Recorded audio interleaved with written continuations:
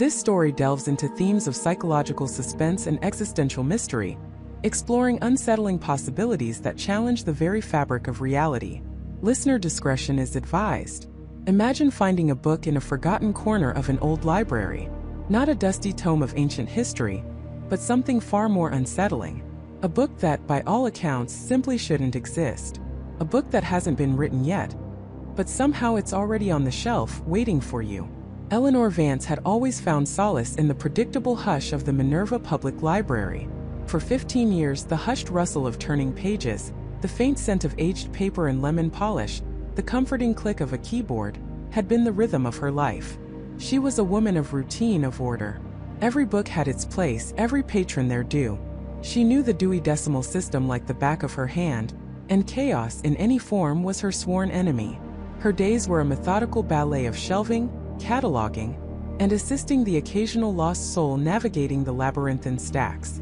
She loved the quiet authority of knowledge, the tangible weight of stories bound in cloth and leather. Her life, much like the library itself, was a meticulously organized system. That system, however, began to fray on a crisp Tuesday afternoon in late October. The kind of Tuesday where the autumn sun bled through the high arched windows, casting golden stripes across the polished oak floors, making everything seem just a little too perfect. Eleanor was in the rarely visited obscure non-fiction section, a dusty alcove tucked away behind the microfiche readers, where books on forgotten crafts and archaic philosophies went to quietly gather dust. She was searching for a misplaced volume on 19th-century American taxidermy, a request from an unusually persistent local historian. As she ran a gloved hand along a shelf, her fingers brushed against something alien. It wasn't the familiar rough canvas of a textbook or the smooth laminate of a modern paperback. This was different. Its spine, a dark, almost charcoal gray, felt like incredibly fine-grained stone, cool and strangely resistant to the touch. It had no title, no author, no call number, just a blank, unadorned surface. Eleanor, a stickler for protocol, felt a prickle of annoyance. Someone had clearly put a personal journal or a blank artist's book on the shelf. Careless. She pulled it out. It was heavier than it looked, solid, almost dense. The binding was unlike anything she'd ever seen. No stitching, no glue, just a seamless, almost organic fusion of material. She turned it over in her hands. Still nothing. No ISBN, no publisher's emblem, not even a hint of a barcode. It was a ghost of a book. Her first thought was to take it to the lost and found. Her second, a flicker of curiosity, was to open it. She did. The pages were thick, creamy, and felt like aged parchment, yet they had the pristine quality of something untouched by time. And they were, every single one of them, utterly blank. "Well, that's just perfect," she muttered, a tiny exasperated sigh escaping her lips. A blank book taking up valuable shelf space. She made a mental note to check the library's acquisition records later, just in case it was some avant-garde art piece that had slipped through the cracks. But deep down she knew it wasn't. This book felt wrong, like a perfectly crafted void. She was about to close it, to dismiss it as a peculiar anomaly, when a faint shimmer caught her eye. It wasn't a reflection, but an internal luminescence, as if the page itself was breathing light. And then slowly, impossibly, words began to appear. Not printed, not written in ink, but emerging as if from the very fibers of the paper, forming themselves out of nothingness. Eleanor blinked. She rubbed her eyes, convinced the dim lighting and her long day were playing tricks on her. But the words remained, coalescing into neat, elegant script. Asterisk Tuesday, October 27th, 3:17 p.m. A child's red balloon, escaped from a grip too small, will drift past the clock tower, momentarily obscuring the minute hand. A minor disruption, a fleeting moment of wonder for those who bother to look up. Asterisk. Eleanor stared at the page, then at her watch. 3:15 p.m. Tuesday, October 27th. Today. She felt a cold knot tighten in her stomach. It was a bizarre coincidence, nothing more. A random, nonsensical passage. She closed the book with a soft thud, her heart thrumming a little faster than usual. She told herself it was the shock of the unexpected. She walked towards the main desk, the heavy book clutched in her hand, intending to deposit it in the staff-only area. As she passed the tall, arched window overlooking Elm Street, a flash of scarlet caught her eye. Slowly, majestically, a bright red balloon drifted upwards, carried by an unseen current of air. It ascended directly towards the old clock tower across the street, and for a split second, as if on cue, it hovered directly in front of the minute hand, a vibrant, impossible punctuation mark against the weathered stone. Eleanor stopped dead, her breath catching in her throat. Her gaze darted from the balloon to the clock, then to her watch. 3:17 p.m. The exact time, the exact event. A child's red balloon, obscuring the minute hand. Her mind, usually a fortress of logic and reason, reeled. It had to be a trick, a prank. But who? And how? The words had materialized out of a blank page just moments before. She looked back at the book in her hands, suddenly feeling its impossible weight. She hurried to her private office, a small utilitarian space behind the main circulation desk. She locked the door, her hands trembling slightly as she placed the book on her meticulously organized desk. She took a deep, shuddering breath, trying to calm the frantic hammering in her chest. This was absurd. She was Eleanor Vance, a librarian, not a character in a Gothic novel. With renewed trepidation, she opened the book again. The previous passage was gone. The page was blank once more. She flipped through several pages, her fingers brushing the smooth, cool surface. All blank. Then, as she watched, another passage began to form, shimmering into existence just as before. Tuesday, October 27th, 4:05 p.m. A minor electrical surge in the main wiring conduit beneath the children's section will cause the lights to flicker and dim. A momentary inconvenience, quickly resolved, but enough to startle young David Miller, who will drop his freshly colored drawing of a blue dinosaur. Eleanor's eyes widened. David Miller was a regular. A 6-year-old boy who came in every Tuesday with his grandmother and spent an hour meticulously coloring dinosaurs. He was in the children's section right now. It was 3:58 p.m. Her hands were shaking uncontrollably now. This wasn't a coincidence. This wasn't a prank. This was impossible. A book that wrote the future.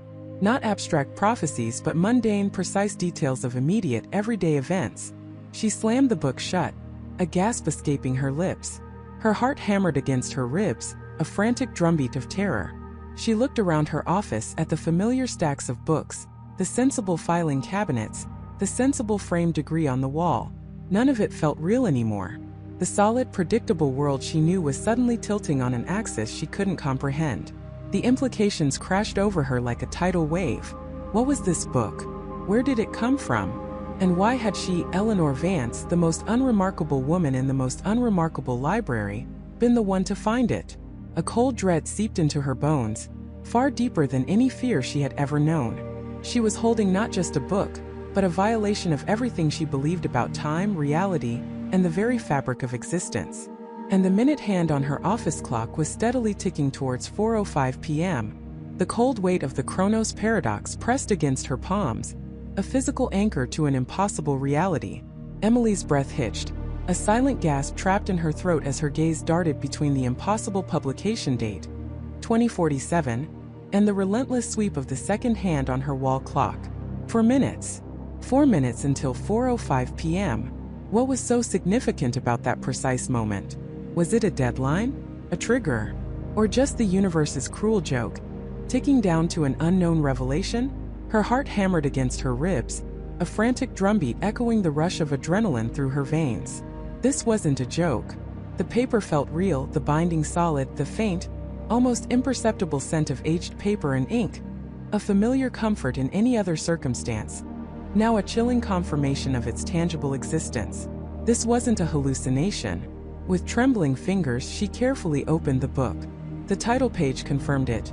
The Chronos Paradox, by Dr. Elias Thorne, published by Temporal Press, a publisher she'd never heard of, and a quick mental scan of her vast knowledge of publishing houses came up blank. The imprint was crisp, modern, almost too perfect. She flipped past the copyright page, past a cryptic dedication that read, "To those who dare to glimpse beyond the veil, and to those who must face what they find," and landed on the table of contents. Her eyes scanned the chapter titles, each one a jolt to her already frayed nerves. Chapter 1. The Genesis of the Loop. Chapter 3. Causality and the Butterfly's Shadow. Chapter 7. The Temporal Eddy of 38. Chapter 12. The Great Disruption of 2024. Chapter 18. Echoes of the Unwritten Future. The Great Disruption of 2024. Her gaze snagged on it, a cold dread coiling in her stomach. 2024. That was now. Or rather, it was the current year, the very year she was living through. The hair on her arms prickled. This wasn't about some distant, abstract future. This was about her present. Her fingers, suddenly clumsy, fumbled to the specified chapter. Page 173. The text was dense, academic, filled with jargon she only half understood, chronological anomalies, event horizon shifts, causal inversion points. But as she speed-read, desperately trying to glean meaning, certain phrases leaped out at her, stark and terrifying. It wasn't about a global catastrophe, not directly. It was about something far more insidious, a series of subtle, yet profoundly impactful temporal disturbances that would ripple through the fabric of everyday life, manifesting as seemingly random, inexplicable events. And then there it was, a paragraph that made her blood run cold, describing an incident specific to her own domain, her sanctuary. On October 27, 2024, at precisely 10:17 a.m., a faulty sprinkler head in the B-Wing archives of the Cedar Creek Public Library will activate. This malfunction, triggered by an unprecedented atmospheric pressure fluctuation, will drench the entire collection of pre-1900 local newspapers. The resulting irreparable water damage will not only represent a catastrophic loss of invaluable historical records, but will also inadvertently expose a long-concealed flaw in the building's original blueprints, leading to a citywide debate on historical preservation and structural integrity. Emily reread the paragraph, her mind struggling to process the impossible specificity of it. Cedar Creek Public Library. Her library. B-Wing Archives. The very section she had personally overseen the reorganization of last month. Pre-1900 local newspapers. A collection she was particularly proud of, a fragile link to the town's past. And the date, October 27, 2024. She glanced at her desk calendar. Today was October 26. Tomorrow. This wasn't a prediction for a decade from now or even next year. This was a detailed account of an event scheduled to unfold in less than 24 hours. A specific, utterly mundane, yet utterly devastating incident. A sprinkler head. Faulty one. How could a book from 2047 possibly know that? A wave of nausea washed over her. This wasn't just a violation of reality. It was an assault on her professional integrity, on her very purpose. The thought of those irreplaceable newspapers, crumbling and warped, was a physical blow. She had dedicated her life to preserving history, and here in her hands was a book detailing its imminent, senseless destruction. The clock on her wall continued its inexorable march. 4:03 p.m. 2 minutes. The hum of the fluorescent light suddenly seemed too loud, the silence of the library beyond her office door too profound.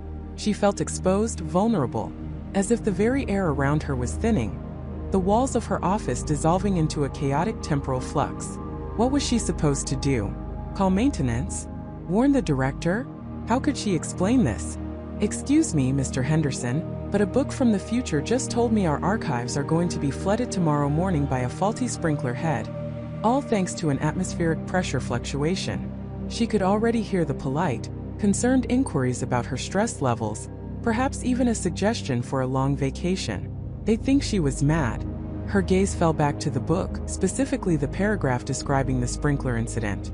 As if drawn by an invisible force, her eyes landed on a small detail she had missed in her panicked first read.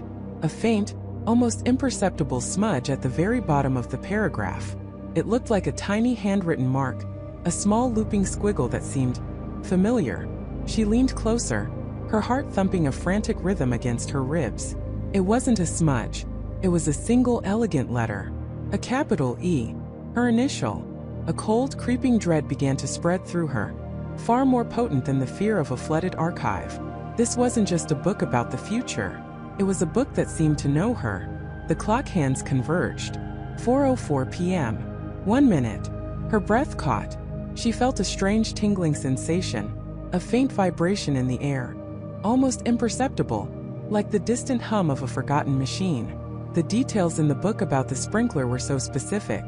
The atmospheric pressure fluctuation. Could that be starting now? Her eyes darted around her office, searching for anything out of place. The framed photo of her and her sister Sarah on her desk. The stack of overdue returns. The slightly askew painting of the library's founder. Everything seemed normal yet profoundly wrong. Then a soft, deliberate knock echoed on her office door. Emily jumped, dropping the Chronos Paradox onto her desk with a muffled thud. The sound was like a cannon shot in the sudden, piercing silence. Her heart leaped into her throat. Who could it be? She hadn't been expecting anyone. Her office hours were technically over, and most staff had already left for the day. "Emily? You in there?" The voice was deep, calm, and unmistakably Michael's, the library's evening security guard.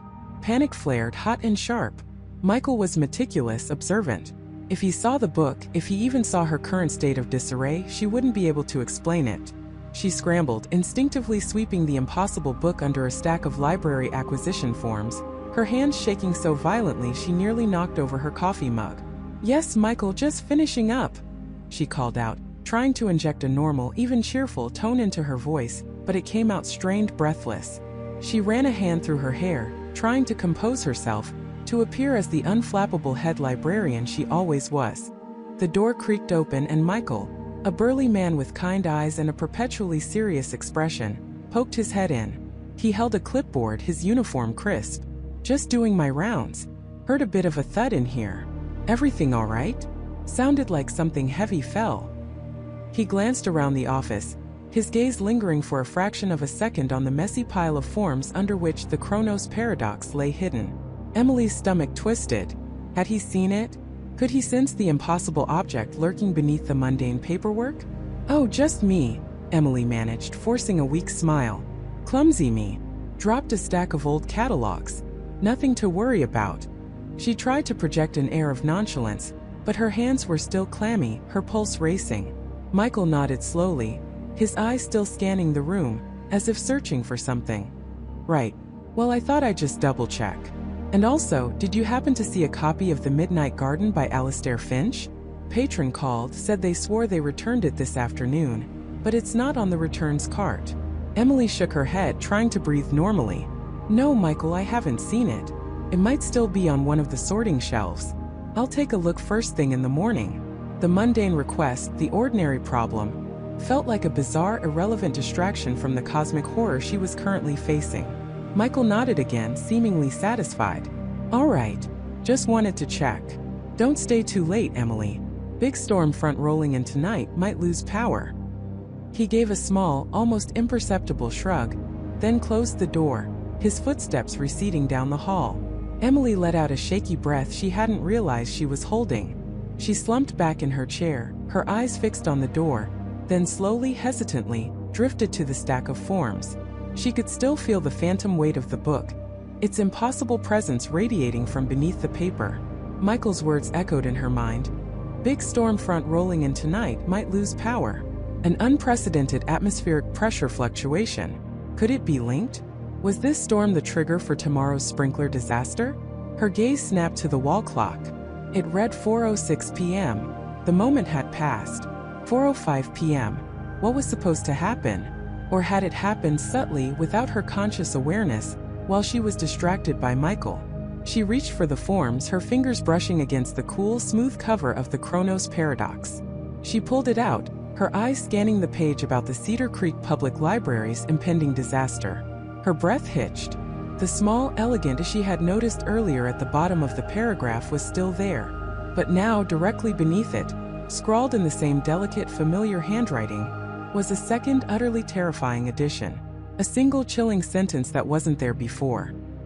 "He knows you have it, Emily. He's been watching." Emily's blood ran cold. The words, "He knows you have it, Emily. He's been watching," burned themselves into her mind, each letter a brand of ice. Her breath hitched, catching somewhere between her throat and her lungs. The air in her small apartment, moments ago a comforting cocoon against the city's hum, now felt thick, suffocating. Her gaze darted around the room, every shadow seeming to stretch, every creak of the old building suddenly amplified into a sinister whisper. Who? How? When? The question screamed in her head, a chaotic chorus of terror. She scrambled backwards, the heavy book almost slipping from her trembling hands. Her eyes scanned the door, the windows, the small fire escape outside her bedroom. Had she locked everything? She was meticulous about security. Always. A librarian by nature, thrives on order and predictability, and her home was no exception. But this shattered every illusion of safety she'd ever held. She dropped the book onto the coffee table with a thud that echoed like a gunshot in the sudden silence. Her hands flew to her mouth, stifling a gasp that threatened to escape. Her heart hammered against her ribs, a frantic drumbeat of pure adrenaline. She had to check. She had to. Moving with a jerky, almost robotic urgency, she began her frantic sweep. The front door double-locked, chain engaged. No signs of forced entry. No splintered wood, no faint scratches on the frame. The windows latched, screens intact. She peered out, her vision blurry with panic, into the familiar cityscape. Nothing out of place. The fire escape, an old rusted metal structure that ran past her bedroom window, was clear. No footprints in the dust, no disturbance of the cobwebs. She checked every closet, every corner, even under the bed, her breath catching in her throat at every creak of the floorboards, every groan of the ancient pipes. Nothing. No one. The apartment was empty, save for her own terrified presence. But if no one was here, and no one had broken in, then how? How could that note have appeared? How could someone have known she had the book? How could they have known her name? The handwriting. It was the same elegant, slightly old-fashioned script that had appeared on the blank pages of the book itself. The same script that had penned the chilling initial message about the unwritten truth. This wasn't a prank. This wasn't some random stranger leaving a note. This was connected, intimately connected to the book. She stumbled back to the coffee table, her legs feeling like jelly. The book lay there, an innocuous object of paper and binding, yet radiating a malevolent energy she hadn't felt before. She stared at the new message, her mind struggling to process the impossible. "He knows you have it, Emily. He's been watching." The implication was horrifying. This wasn't a one-time intrusion. This was an ongoing surveillance. Someone had been watching her. For how long? Since she took the book? Or even before? Her first instinct, the rational part of her brain trying to assert itself, was to call the police. But what would she tell them? "Officer, an invisible person broke into my apartment, left a note in a magical book, and is now watching me?" They'd think she was delusional. They'd ask for proof, for signs of a break-in, for witnesses. She had none. Only a handwritten note that had seemingly materialized out of thin air. A note that linked directly to a blank book she had borrowed from a restricted section of her own library. It sounded insane, even to her. She picked up the book again, her fingers tracing the words. The paper felt normal, the ink permanent. No smudges, no signs of alteration. It was as if the words had always been there, hidden until now. She flipped through the blank pages, her heart pounding. Would more words appear? Would a new threat materialize before her eyes? She held it up to the light, feeling for hidden mechanisms, secret compartments. Nothing. Just a book. An impossibly, terrifyingly active book. "He knows you have it." It was undoubtedly the book. This wasn't a random threat. It was specific. It meant the book was important. More important than she could have ever imagined. And someone else wanted it. The thought of "he's been watching" sent a fresh wave of dread through her. Had he watched her leave the library? Had he watched her walk home? Was he watching her now? She instinctively pulled the curtains tighter, even though she knew it was a futile gesture. A watcher wouldn't be so easily deterred. Her mind raced back to the library, the quiet, hallowed halls, the security cameras. Could someone have accessed them? Could someone have been there, physically observing her? She remembered the strange feeling she'd had that day. A subtle prickle on the back of her neck, a sense of being observed. She dismissed it as overwork, as the general creepiness of the restricted section, but now it felt like a chilling premonition. She thought of Mr. Henderson, the usually stoic head librarian, and his unusual concern about the book. His insistence that it remained untouched. Had he known something? Was he part of this? No, that didn't feel right. Mr. Henderson was a stickler for rules, not a conspirator in some bizarre supernatural mystery. What about the old woman?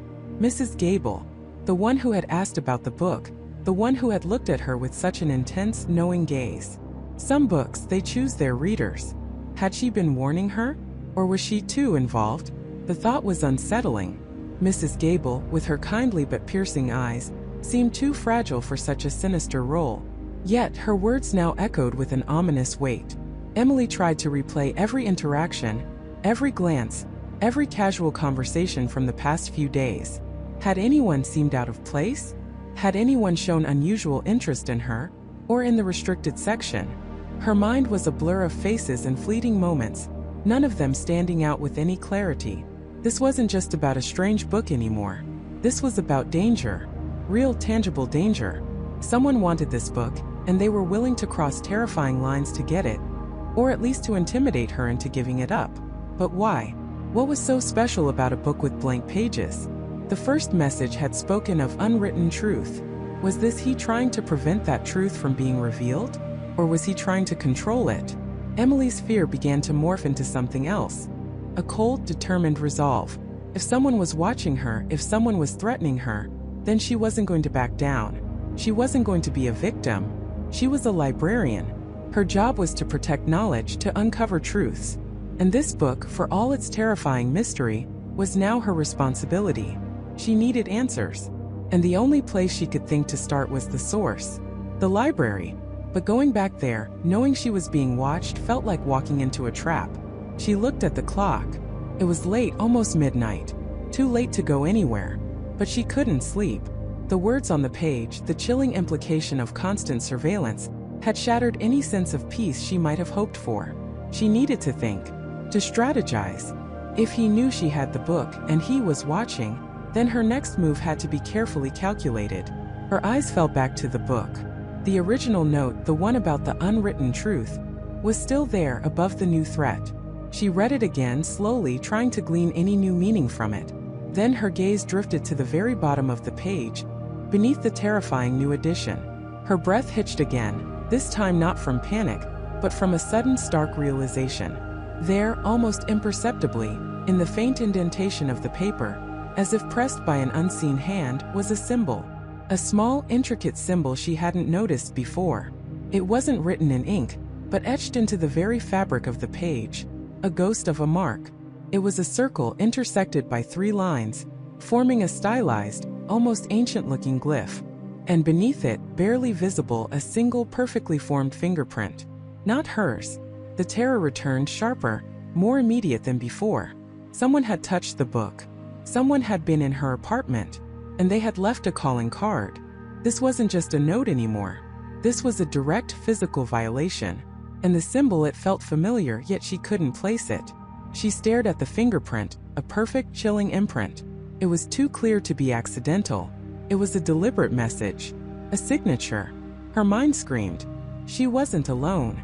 She hadn't been alone. And the game, whatever it was, had just become terrifyingly real. Her mind screamed. She wasn't alone. She hadn't been alone.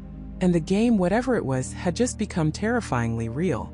The air in her apartment, usually a comforting embrace, now felt thick with an unseen presence, a chilling residue of trespass. Emily's breath hitched, a sharp, uncontrolled gasp that seemed to echo too loudly in the sudden, suffocating silence. Her gaze was locked on the fingerprint, a dark, oily smudge on the pristine white page of the unwritten. It wasn't just a mark, it was a violation, a declaration. Someone had been here, in her home. A cold wave of terror washed over her, followed by a surge of adrenaline that made her hands tremble violently. She snatched her hand back from the book as if it were burning her. Every shadow seemed to lengthen. Every creak of the old building amplified into a sinister whisper. Her heart hammered against her ribs, a frantic drumbeat of pure panic. She stumbled backward, nearly tripping over her own feet, her eyes darting around the small living room. Had she locked the door? Of course, she always locked the door. The windows? She always closed them. But the certainty, the safety she usually felt within these walls, had shattered into a million fragments. She peered into the dimly lit hallway, then the kitchen, her ears straining for any sound, any indication that the intruder might still be here. Nothing. Only the frantic thumping of her own blood in her ears. The fingerprint. It was too deliberate. Not just a smudge left accidentally. It was perfectly placed, almost centered on the page, as if to draw her eye, to ensure she saw it. A signature. A warning. Who? How? Why? The questions hammered at her, each one more terrifying than the last. Had they watched her? Known her routine? Followed her home? The thought made her skin crawl. She felt exposed, vulnerable, stripped of her privacy. The feeling of being watched, which she had dismissed as paranoia, now felt horrifyingly real. It had been real. Her first instinct was to call someone. Michael. But what would she say? Someone broke into my apartment and left a fingerprint on a blank book that gives me cryptic messages? He would think she was losing her mind. And even if he believed her, what could he do? This wasn't a typical break-in. This was something far more sinister, far more personal. Involving him, involving anyone, felt like drawing them into the crosshairs of whatever this terrifying game was. She couldn't risk putting anyone else in danger. Not yet. She forced herself to breathe deep, shaky breaths, trying to regain some semblance of control. Her eyes fell back on the unwritten, still open on her coffee table. The fingerprint. It wasn't hers. It wasn't Michael's. It was a stranger's. She leaned closer, forcing herself to examine it. It was a clear loop pattern, distinct and unwavering. It felt old. Not in an age sense, but in a sense of being used, practiced. She remembered the cryptic messages, the library's hidden passages, Clara's desperate warning.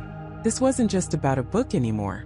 This was about someone actively trying to communicate with her, to threaten her, using the book as their medium. The fear was quickly morphing into something else. A cold, hard resolve. She wouldn't be terrorized. She wouldn't let them win. She needed answers. And she knew exactly where to start looking. She couldn't stay in her apartment. The feeling of being watched was too potent, too suffocating. She needed the familiar, yet now unsettling sanctuary of the library. It was where the mystery began, and perhaps where she would find the next clue. Grabbing her worn canvas bag, she carefully picked up the unwritten, tucking it deep inside, almost protectively. She checked the locks on her door multiple times, her fingers fumbling with the deadbolt, before practically sprinting down the stairs and out into the cool night air. The streets were mostly deserted, the glow of distant streetlights doing little to dispel the oppressive feeling that she was still being watched. She walked quickly, her senses on high alert, every rustle of leaves, every distant car engine, sending a jolt of anxiety through her. The library, when she finally reached it, loomed large and imposing, its grand architecture usually a source of comfort, now felt like a giant, silent sentinel guarding its secrets. Using her key card, she slipped in through the staff entrance, the familiar hum of the fluorescent lights and the scent of old paper a strange comfort after the harrowing experience in her apartment. The library was silent, vast, and empty. Each echo of her footsteps felt like a drumbeat in the cavernous space. She headed directly for the restricted section, the place where it all began, the place where Clara had worked, the place where the unwritten had resided for decades. She sat at Clara's old desk, the same desk where she had found the initial coded note. The fingerprint pulsed in her mind's eye, a stark reminder of the danger. What would Clara have done? Clara, who had lived with this secret, who had left a desperate plea for help. Clara, who knew the risks. Emily ran her hands over the smooth, worn wood of the desk. There had to be something more. Clara wouldn't have just left that single note. Not if she truly feared for her life or for the book. Emily started meticulously searching, examining every inch of the desk, every drawer, every panel. She pulled out the drawers, checking the undersides, feeling along the back panels. Nothing. Frustration gnawed at her. She was sure there was something. Clara was too methodical, too careful. Emily remembered Clara's meticulousness, the way she organized her notes, her precise handwriting. This wasn't a woman who left things to chance. She stood up, circling the desk, her eyes scanning the wall behind it, the shelves of dusty, forgotten tomes. Then her gaze fell on the underside of the desk's top, just beneath the front lip. It was slightly darker there, almost imperceptibly so. She knelt, angling her flashlight, and saw it. A faint line, too straight to be a natural imperfection in the wood. A seam. Her heart leaped. With trembling fingers she pressed along the line, feeling for a catch, a release. Nothing. She tried again, pushing harder, testing different points. Finally, near the far left corner, her finger brushed against a tiny, almost invisible button. She pressed it. With a soft click, a narrow panel on the underside of the desk slid inward, revealing a shallow, hidden compartment. Emily gasped, a mixture of triumph and dread. Inside, nestled in the darkness, was a small leather-bound journal. It was old, its cover worn smooth with age, its pages perhaps yellowed and brittle. It wasn't a personal diary, not in the traditional sense. It looked more like a ledger or a logbook. Her hand shook as she pulled it out. It was heavier than she expected, and as she opened it, the distinct scent of aged paper and something else, something metallic and faint, rose to meet her. The pages were filled with elegant, looping handwriting, different from Clara's, but eerily familiar in its precision. The first entry was dated decades ago, long before Clara's time. This wasn't Clara's journal. This was something far older, far more significant. The entries weren't personal anecdotes. They were observations, cryptic notes about the Watchers, the Seekers, and the Guardian. Emily's breath hitched. Guardian? Was that what Clara had been? Was that what Emily had unwittingly become? She flipped through the pages, her eyes scanning for anything that might shed light on the fingerprint, on the violation in her apartment. Then she saw it, an entry dated nearly 70 years ago, written by a librarian, Alara Vance. The mark. They leave it when they know, when they suspect the Guardian has been found, or has begun to awaken. It is a declaration, a challenge. It signifies that the hunt has begun anew. They seek the key. They seek the source. We must protect it, at all costs. Emily's blood ran cold. The mark, the fingerprint. It wasn't just a threat. It was a signal that they knew about her, knew about the unwritten. The journal confirmed her worst fears. She wasn't just solving a mystery. She was now part of an ancient, dangerous game. She continued reading, her eyes devouring the century-old script. Librarian Vance had meticulously documented signs, warnings, and strategies. There were sketches of symbols, descriptions of hidden passages within the library, and references to other guardians who had come before her. But one entry near the end of Vance's tenure made Emily's heart pound with a new urgent terror. They are closer than ever. The whisper of the architect grows louder. He seeks to unlock the final truth, to control the unwritten, to rewrite the very fabric of our understanding. He believes the key is hidden within the heart of the archive. The time is short. We must move the source. We must protect the key. The next full moon. The architect. The key. The heart of the archive. And the next full moon. Emily looked up, her gaze drawn to the large, ornate clock on the library wall. The date. The next full moon was in 3 days. The game wasn't just real. It was escalating beyond anything she could have imagined. And she, Emily, the quiet librarian, was now caught in the crosshairs of an ancient battle, with a cryptic book, a hidden journal, and a chilling fingerprint as her only guides. The architect was coming, and he was coming for the key. The architect was coming, and he was coming for the key. The words echoed in Emily's mind, a chilling mantra that replaced the comfortable hum of the library's ventilation system. The silence of the archive room, once a balm, now felt like a suffocating blanket. Her heart hammered against her ribs, a frantic drumbeat against the backdrop of an unimaginable reality. She, Emily, the quiet librarian, whose greatest daily challenge was deciphering a faded Dewey Decimal sticker, was now standing on the precipice of something vast and terrifying. She looked down at her hands, still trembling slightly, holding the unwritten book, the journal, and the small plastic bag containing the chilling fingerprint.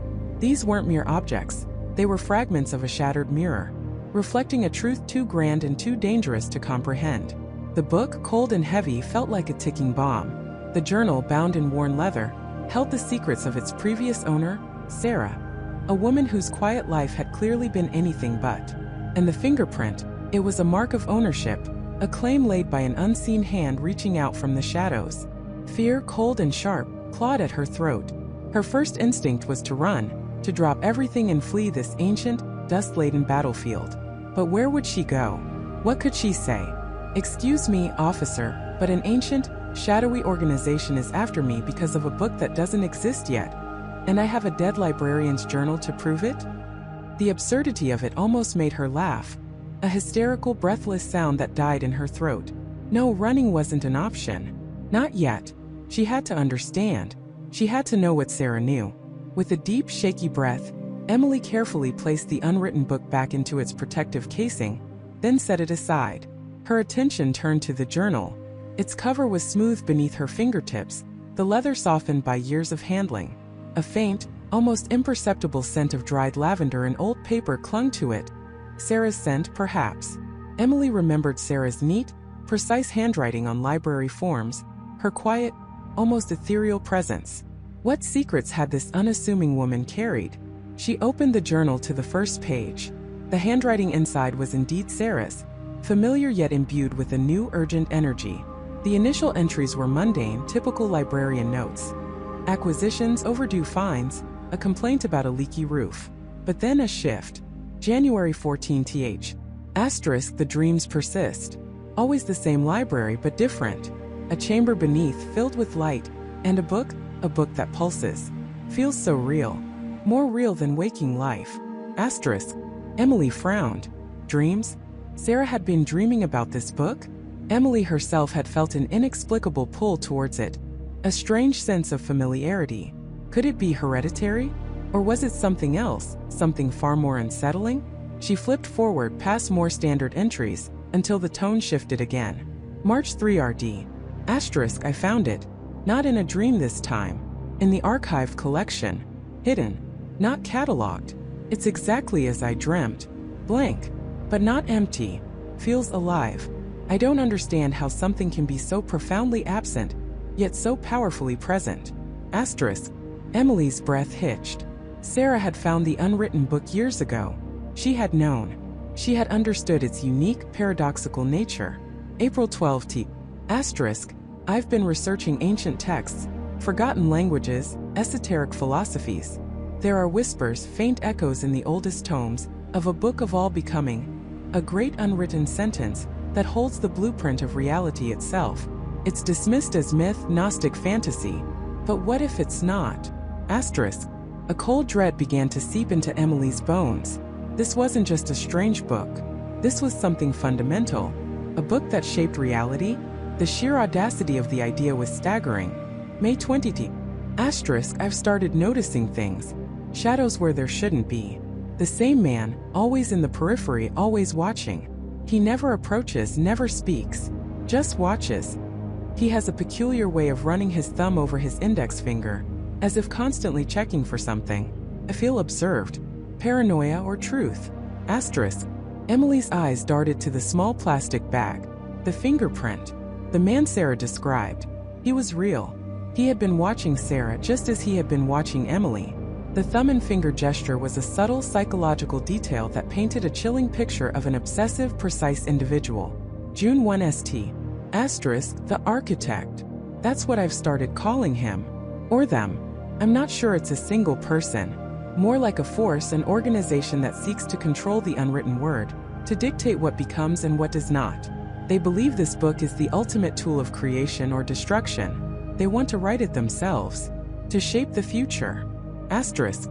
The architect. The name itself was terrifying in its implication. Not a rogue agent, but a designer, a builder of worlds or destroyers of them. They wanted to write the book.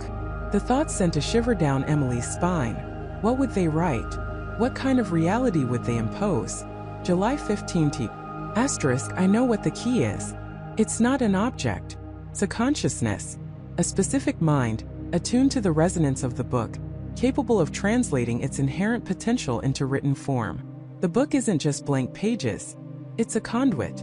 And the key is the one who can unlock that conduit. The architect has been searching for the key for centuries. Asterisk. Emily's hand started to shake again, this time with a building sense of horror. Consciousness. A mind. Could she be the key? The dreams, the pull she felt towards the book. Her inexplicable ability to open it when others couldn't. It all clicked into place with horrifying precision. Sarah had seen it. Sarah had known. August 2 ND. Asterisk, they're getting closer. The incidents are no longer subtle. A broken window, a misplaced file, a book found open to a page I'd never seen before, detailing ancient methods of mental manipulation. They want to find the key, and if they can't find her, they'll break her. Or make her. They're experimenting. Asterisk. The journal entries grew more frantic, the handwriting less steady. Emily could almost hear Sarah's voice, hushed and terrified, narrating her descent into a nightmare. September 10th. Asterisk, I've hidden the book. Not in the vault. Not where they'd expect. They won't find it. Not yet. I've left clues, breadcrumbs for the one who will follow. The key will be drawn to it just as I was. It's an instinct, a calling. She will understand. She must understand. The fate of everything depends on it. Asterisk. Emily felt a surge of cold recognition. Sarah hadn't just hidden the book. She had guided Emily to it. The strange anomalies, the subtle shifts in the library, the way the book had practically presented itself to her. It was all part of Sarah's desperate, brilliant plan. October 3 RD. Asterisk. The architect has a symbol. A stylized eye, not human but geometric. It appears in the strangest places. On the back of an old map. Etched faintly into a stone gargoyle outside the main entrance. It's a mark of their presence, their claim. If you see it, you are already too close. Asterisk. Emily's mind flashed back to the dusty, forgotten shelf in the archive room where she'd first found the book. The faint, almost invisible etching on the shelf itself. It hadn't been a scratch. It had been the symbol, the architect's mark. October 2080. Asterisk. I fear I am out of time. They know I'm close to understanding. They know I'm trying to protect the key. I've made arrangements. A trusted friend, Michael. He doesn't know the full scope, but he knows something is wrong. If anything happens to me, find Michael. He's a professor of ancient history at the university. Tell him the architects are rebuilding their cathedral of thought. He'll know what it means. Asterisk. A new character. Michael. A potential ally. Emily clung to the name like a lifeline. Sarah had planned for this too. She hadn't just accepted her fate. She had fought strategically, desperately. November 15. Asterisk. Do not let them write it. Do not let them control what is unwritten. The true power is in the potential, the infinite possibilities. Once it is written, it is finite. It is chosen. And if they choose, humanity will cease to be free. The key must protect the unwritten. She must guard the blankness. It is our only hope. Asterisk. The final entry.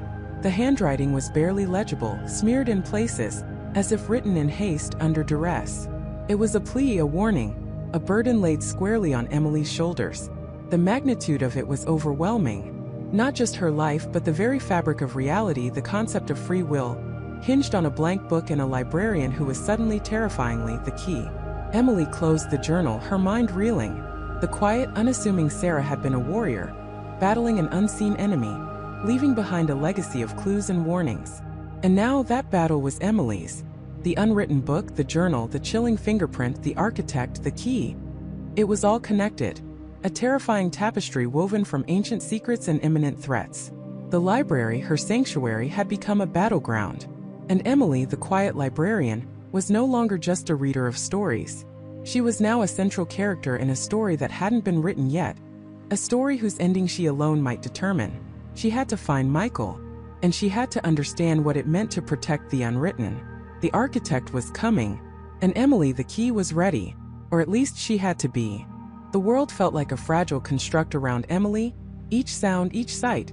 A potential ripple in a pond she now knew was far deeper and more turbulent than she'd ever imagined. The weight of David's journal, the unsettling truth of Michael's disappearance, and the chilling implications of the unwritten book pressed down on her. The architect was coming. Emily, the key, had to be ready. Her first instinct was to revisit the hidden room. But she knew its secrets had been picked clean by David. Instead, she turned to the countless binders and loose-leaf pages David had left scattered across his apartment.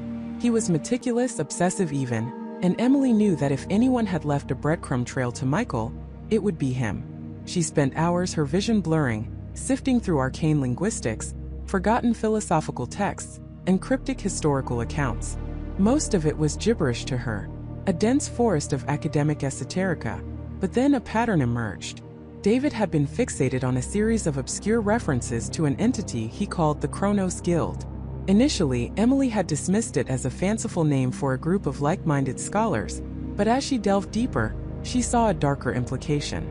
David's notes described the Chronos Guild as not merely protectors of history, but its curators. They didn't just record events.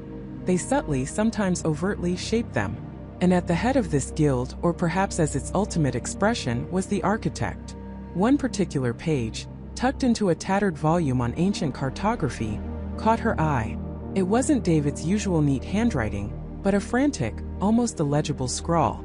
It spoke of a nexus point, a place where the threads converge, and warned of the loom of reality. Below it, a faded, barely visible address. The Old Clockwork Archive, Elmwood Street. The Old Clockwork Archive. Emily had never heard of it. It wasn't the kind of place that would appear on Google Maps or in any standard library directory. It sounded like something ripped from a Gothic novel. A quick search on a specialized historical database, however, yielded a single dusty entry.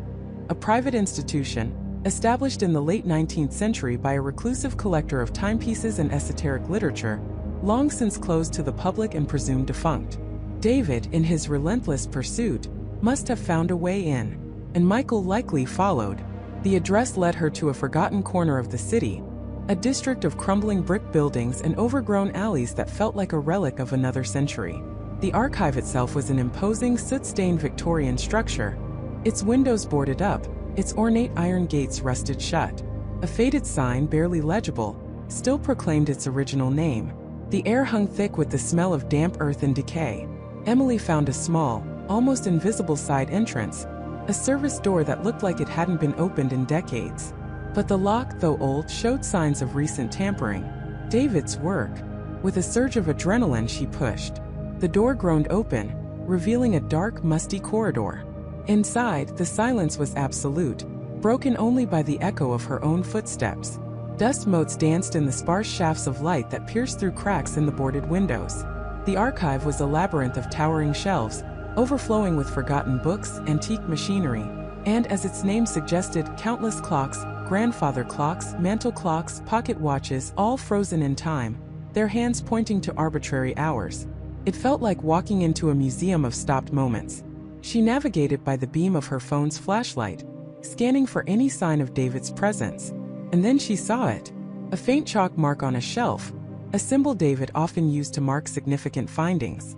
Following a series of these marks, she descended into the archive's lower levels, where the air grew colder and the silence even more profound. Here the books were older, their bindings fraying, their pages brittle.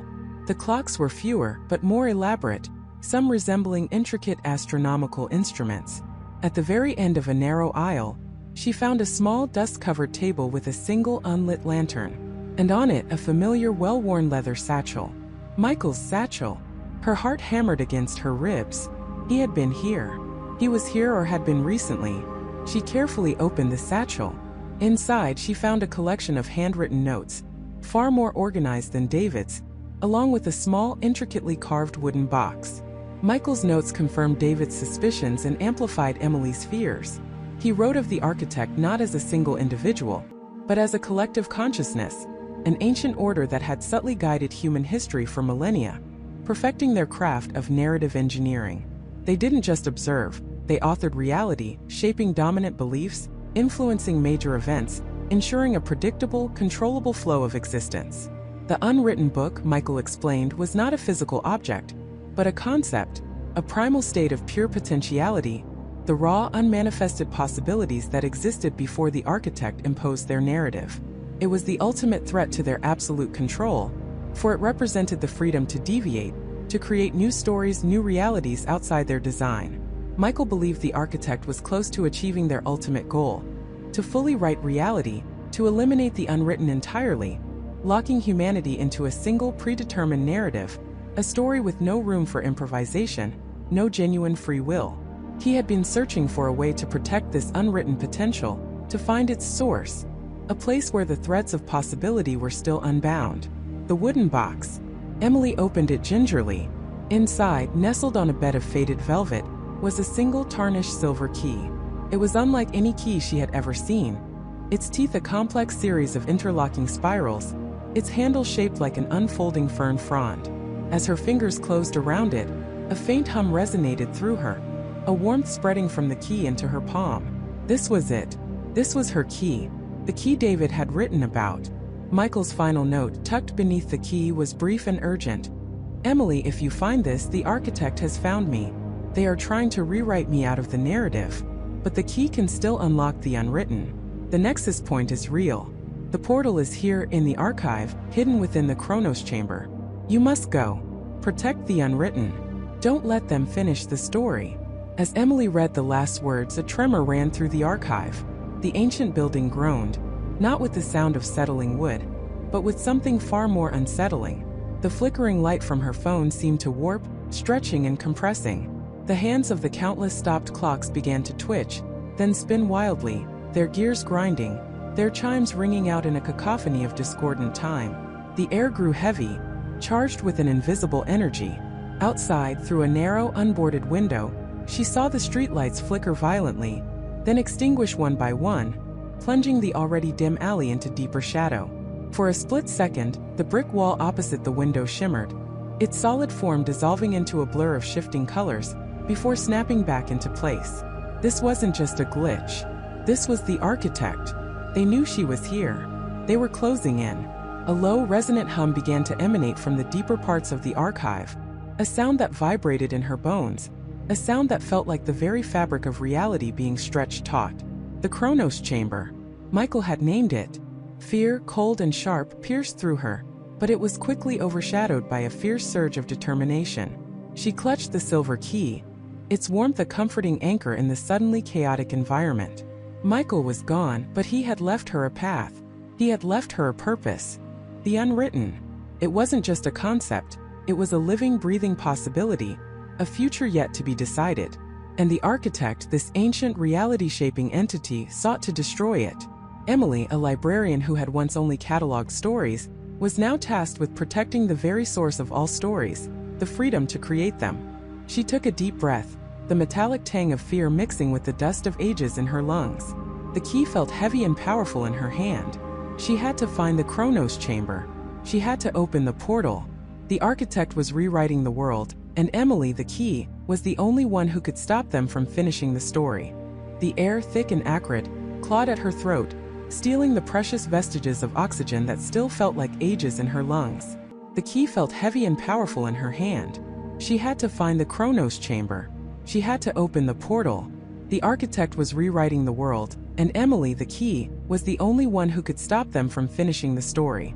The ancient library groaned around her, a skeletal symphony of splintering wood and crumbling stone. But it wasn't just collapsing, it was warping. The familiar scent of old paper and dust was now laced with something metallic and sharp, like ozone and burnt sugar. Time itself felt thin, stretched taut, threatening to snap. Emily staggered forward, her vision blurring, not from tears, but from the impossible distortions flickering at the edges of her perception. Bookshelves shimmered, their contents shifting from ancient scrolls to sleek digital tablets in the blink of an eye. A grand oak staircase, moments ago solid, dissolved into a cascade of glowing particles, then reformed into a spiral of polished chrome she knew had never existed here. The key in her hand began to hum, a low resonant thrum that vibrated through her bones. It pulsed with a soft, warm light, growing steadily brighter, casting erratic shadows that danced like phantoms on the shifting walls. It wasn't just a key, it was a compass, a beacon guiding her through the temporal maelstrom.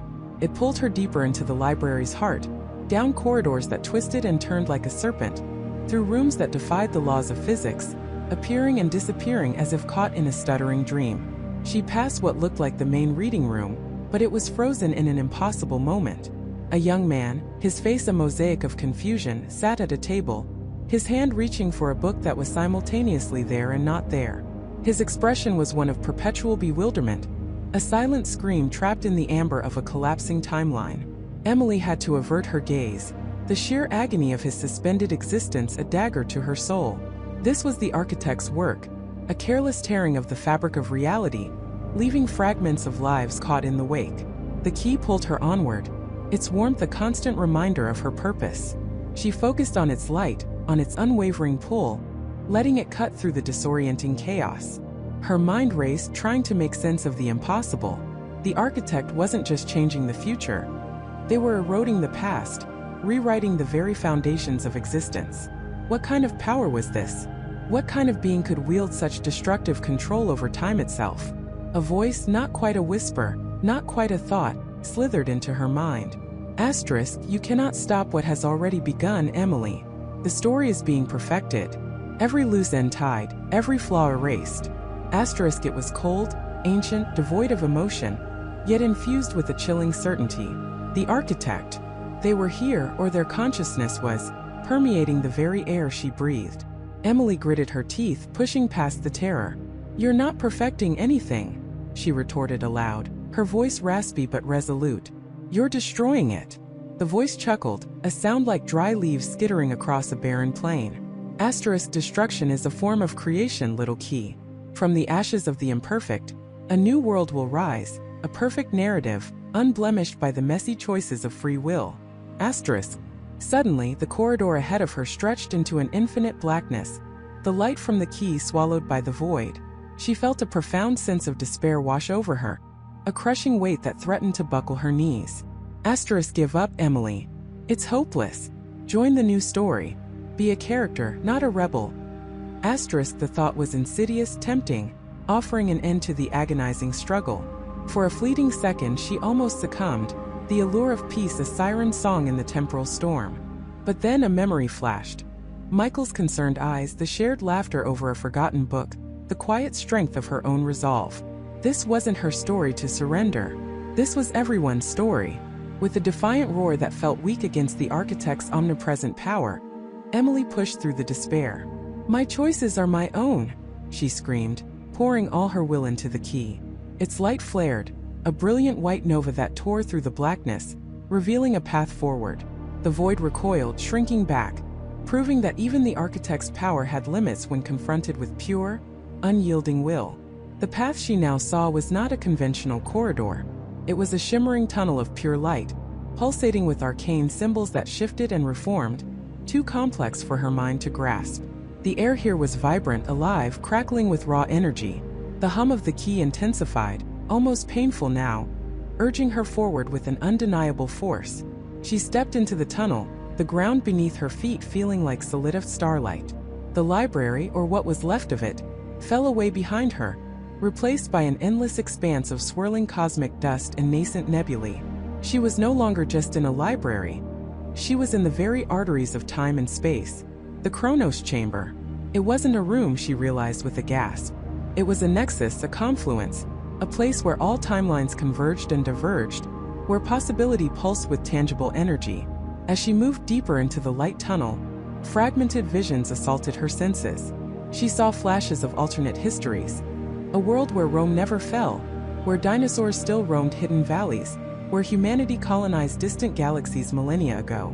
Each vision was a ghost of what could have been, a testament to the infinite paths of time, now threatened with obliteration by one singular dominant narrative. The key began to vibrate violently, almost slipping from her grasp. She clutched it tighter, her knuckles white. The tunnel opened into a vast spherical chamber, not built of stone or metal, but of pure, swirling temporal energy. It was a kaleidoscope of past, present, and future, all existing simultaneously. Shards of history floated like iridescent debris. A Roman legionnaire's helmet, a flickering hologram of a futuristic city, a child's wooden toy from centuries past.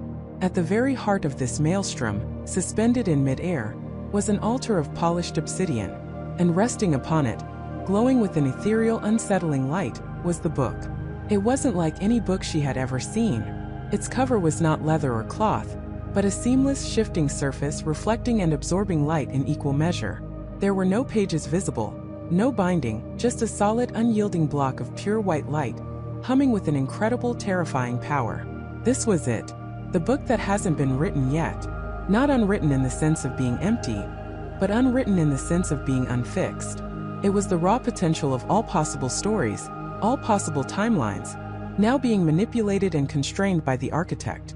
From the glowing book, tendrils of golden energy snaked outwards, connecting to the swirling temporal sphere around them, actively rewriting, reshaping, finishing the narrative.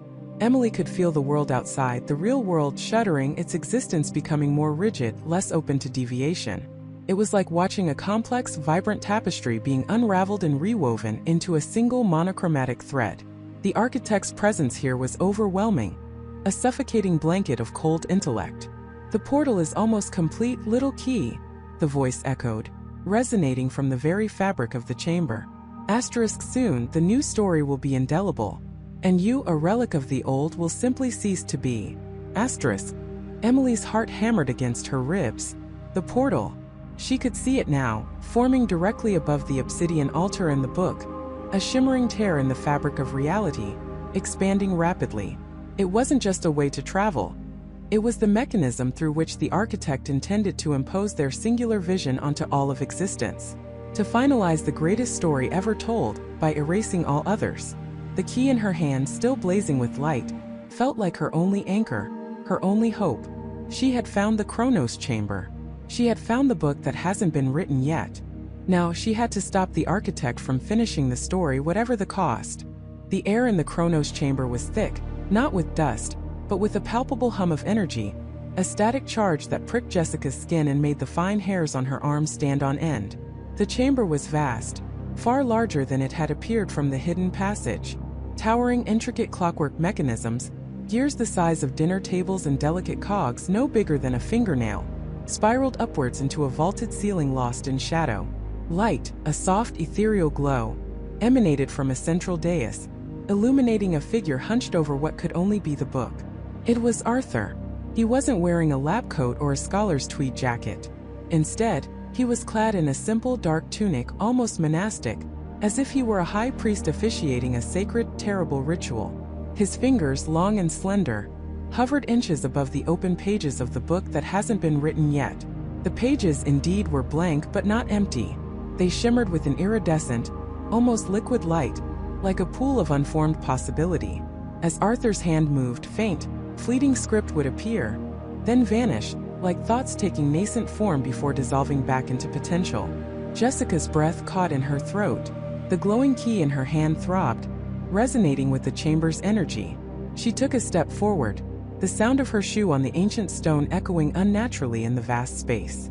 Arthur didn't flinch, didn't even look up immediately.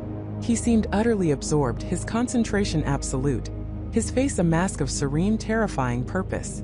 "You found it," he said, his voice calm, devoid of surprise, as if he'd been expecting her all along. He finally raised his head, his eyes, usually sharp and intelligent, now held an almost messianic glint. "I knew you would. You always were persistent, Jessica. A true seeker of knowledge." Jessica gripped the key tighter. "Arthur, what are you doing? What is this place? What is that book?" He smiled, a slow, knowing smile that didn't reach his eyes. "This, Jessica, is the loom of reality, the Chronos chamber. And this," he gestured to the shimmering pages, "is the ultimate archive. Not of what was, but of what will be. Or rather, what can be. The book that hasn't been written yet. You're trying to write the future," she whispered, the enormity of it chilling her to the bone. "Not just write it," Arthur corrected, his voice gaining a quiet intensity. "To direct it, to refine it, to perfect it. For too long, humanity has stumbled through history, a chaotic, messy narrative filled with arbitrary suffering, senseless conflict, and missed opportunities. But what if we could edit the mistakes before they're made? What if we could craft a narrative where every character finds their true purpose, every plot thread leads to harmony, every ending is ideal?" "Ideal according to you," Jessica countered, her voice shaking slightly but firm. "You can't just dictate reality, Arthur. There has to be free will choice." Arthur scoffed softly. "Free will? A myth, Jessica. Most people wander through life, reacting to circumstances, trapped by their own limitations and the whims of a capricious universe. I am offering them a guiding hand, a master storyteller to ensure the epic of humanity reaches its most glorious conclusion." He finally stood, turning fully to face her, his hands clasped behind his back. "You see the chaos in the world, don't you? The injustice, the suffering? I have seen it for decades, quietly observing, meticulously collecting data, identifying the narrative flaws. And then I found this place, this magnificent instrument." He swept a hand around the chamber. "It allows me to perceive the probabilistic futures, the branching narratives. And with this book, I can influence the most likely outcomes, gently nudge the story towards its optimal path." "Nudge? You're talking about erasing people, rewriting lives." Jessica remembered the strange errors in the library, the vanished books, the altered memories. "Is that what you did to the Book of Lost Histories? You erased it because it didn't fit your narrative?" Arthur's expression hardened slightly. "Collateral damage, Jessica. Minor edits for a grander design. That particular book, for instance, contained records of a future timeline that was suboptimal. A dead end. I merely pruned it from the narrative tree." He took a step towards her. You, of all people, should understand the power of stories. You've dedicated your life to them. Imagine being the one to write the ultimate story, the one that truly matters. But it's not your story to write, Jessica retorted, the glowing key pulsing brighter in her hand. She noticed a faint, almost invisible sigil on the key's surface, mirroring a similar mark on one of the larger gears in the chamber. A connection? And whose is it then? Arthur challenged, his voice rising slightly. The universe's? A blind, uncaring force that allows plagues and wars to rage? No, Jessica. It is mine. My burden, my glorious task. He extended a hand towards the book. I am in the final stages. The narrative threads are converging. Soon the last few chapters will be set. And then the world will awaken to a new harmonized reality. A world without strife, without want, without the tragic mistakes of the past. And what about the people who don't fit your perfect world? Jessica demanded, a cold dread seeping into her. What about those whose stories you deem suboptimal? Do they simply cease to exist? Like those missing patrons, those vanished memories? Arthur sighed, a sound of weary resignation. A few unfortunate anomalies, perhaps. Unforeseen consequences of recalibrating the timeline. But the greater good, Jessica, the greater good demands it. Think of the billions who will live in peace, in prosperity, guided by a benevolent hand. A benevolent dictator. Jessica spat. You're playing God, Arthur. And you're destroying the very essence of what makes us human. Our struggles, our choices, our capacity for both good and evil. Such romantic notions, Arthur murmured, shaking his head. They are what keep humanity tethered to its base instincts. I am offering liberation. He gestured towards a massive, intricate hourglass-like device near the dais, its sands glowing with the same iridescent light as the book. The Chronos engine is accelerating. With every grain of sand that falls, another possibility is solidified. Another future written. I am simply guiding the flow. Jessica looked from Arthur to the book, then to the swirling sands of the Chronos engine. Her mind raced, sifting through every myth, every legend, every piece of forgotten lore she'd ever encountered in the library. This wasn't just magic. It was an intersection of science, philosophy, and something far older, far more fundamental. The key, still glowing, felt warm against her palm. It was vibrating now, a low hum that seemed to resonate with the very heart of the chamber. You can't finish this, she said, her voice gaining strength. You don't have the right. Arthur chuckled, a dry, humorless sound. Right? I have the means, Jessica. That is all that matters. And you, with your glowing trinket, cannot stop me. You are merely a character in a story, and I am the author. He began to move his hand over the book again, those faint, shimmering words beginning to appear more rapidly, more densely.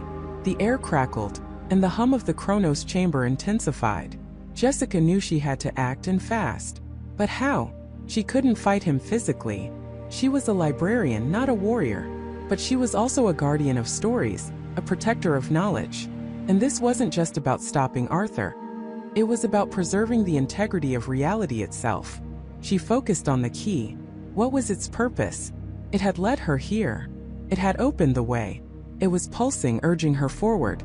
She remembered the inscription from the hidden passage. Asterisk, the key to unwritten time reveals, not by opening, but by revealing what conceals. Asterisk.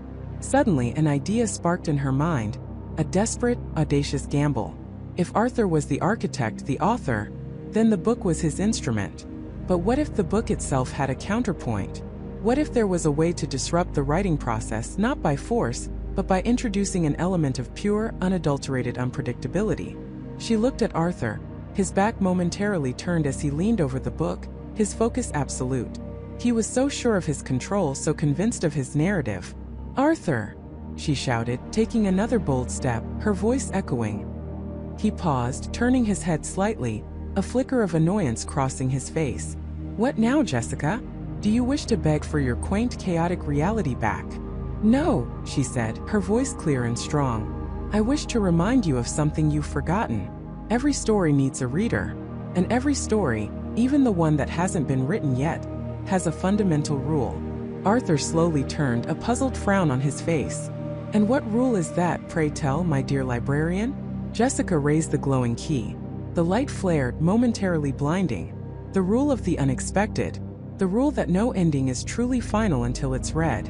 And sometimes the reader writes their own ending.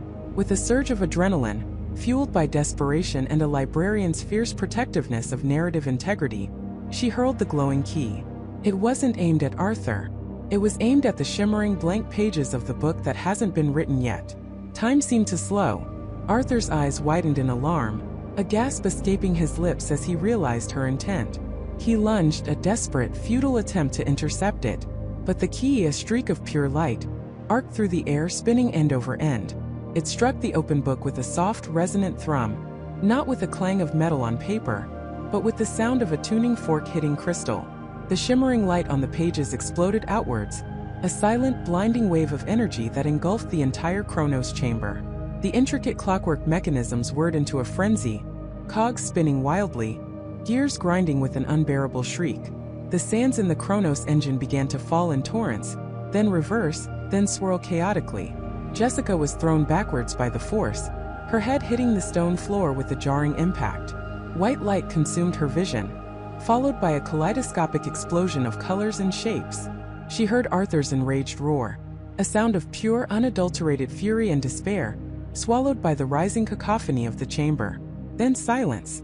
A profound, absolute silence, broken only by the ringing in her ears. Darkness. She lay still, disoriented, her heart hammering against her ribs. The chamber had gone dark, the ethereal glow vanished. Her head throbbed. Slowly, she pushed herself up, blinking against the sudden, oppressive blackness. The air was still thick with energy, but it felt different, dissonant. "Arthur," she called out, her voice a shaky whisper. No answer. She fumbled for her phone, but it was dead, the screen dark. The light from the key was gone. The key itself. Where was it? A faint flickering light caught her eye. It wasn't the ethereal glow from before. It was a chaotic, unstable pulse coming from the dais. She crawled towards it, wary, her hands outstretched. As she got closer, she saw it. The book that hasn't been written yet was still open. But it was no longer shimmering blankly. Instead, its pages were filled, not with Arthur's elegant script, but with a chaotic maelstrom of words, symbols, images, and equations, all warring for space, appearing and disappearing in rapid succession. It was a narrative gone mad, a story being written and unwritten simultaneously, a visual representation of pure, unadulterated chaos. And impaled in the very center of the book, through hundreds of its now riotous pages, was the glowing key. Its light was no longer steady, but flickering erratically, like a dying star struggling for existence.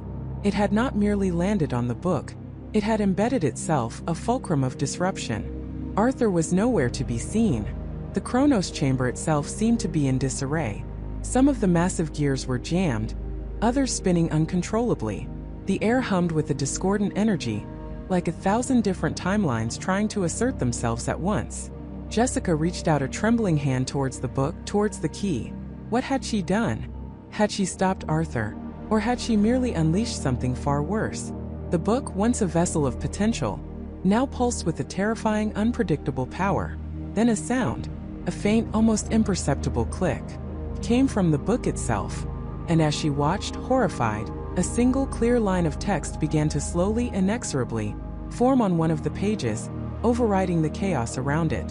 It was a sentence that had not been there before, a sentence that promised a new, terrifying chapter. And so the story began anew, unbound by fate, unwritten by design.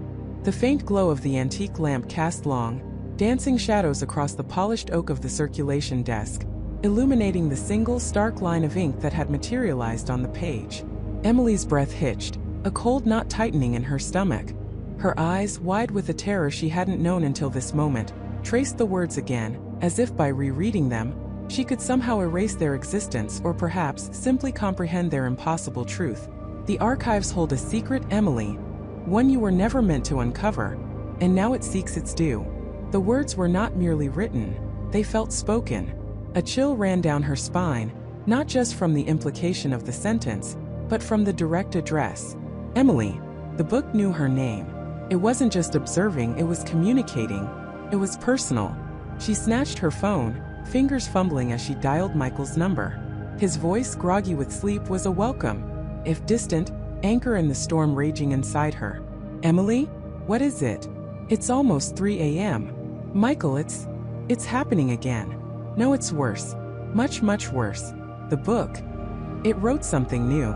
And it knows my name. His grogginess vanished, replaced by a sharp, alert tone. What did it say? Emily repeated the sentence, her voice barely a whisper. A heavy silence stretched between them, punctuated only by the frantic pounding of her own heart. The archives, Michael finally said, his voice laced with confusion. Which archives? We have the old city records downstairs, the rare book collection, the digital archives. I don't know, Emily confessed, her gaze darting around the cavernous main hall of the library, now feeling less like a sanctuary and more like a tomb. But it feels urgent, like it's already in motion. Stay put, Emily. Don't touch anything. Don't go anywhere, Michael commanded, the urgency in his voice mirroring her own. I'm on my way. But Emily couldn't stay put. The directive in the book was too strong, too personal. The archives felt like a pull, an irrefutable destiny. She thought of the forgotten corners of the library, the places rarely disturbed. The old city records were a possibility, but they were publicly accessible. The rare book collection was locked tight, but she had keys. But then a thought struck her.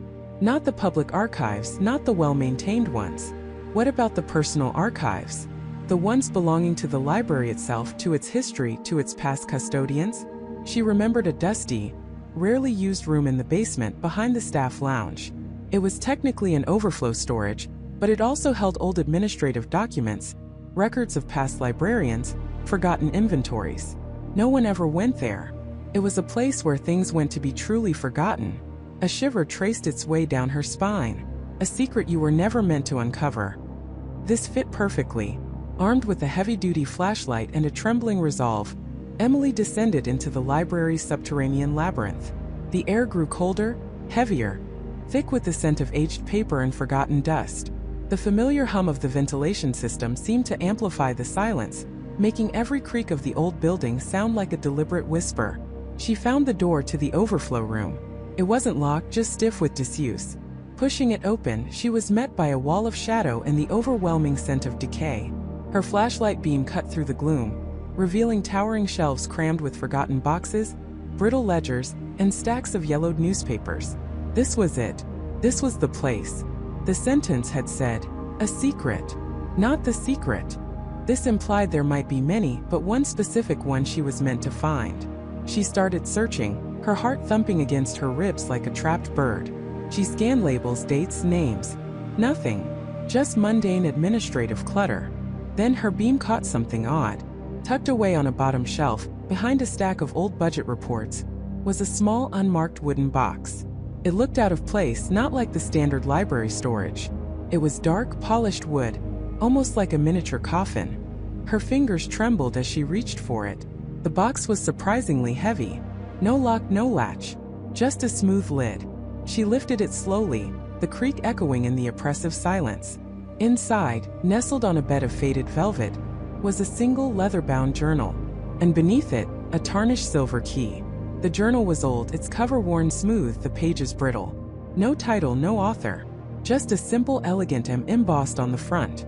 Emily's mind raced. M? Could it be? Michael? No, not this old. This was ancient. She opened the journal to a random page. The handwriting was meticulous, flowing, but the language was archaic, almost poetic. It spoke of the construct, the weaving, the keeper.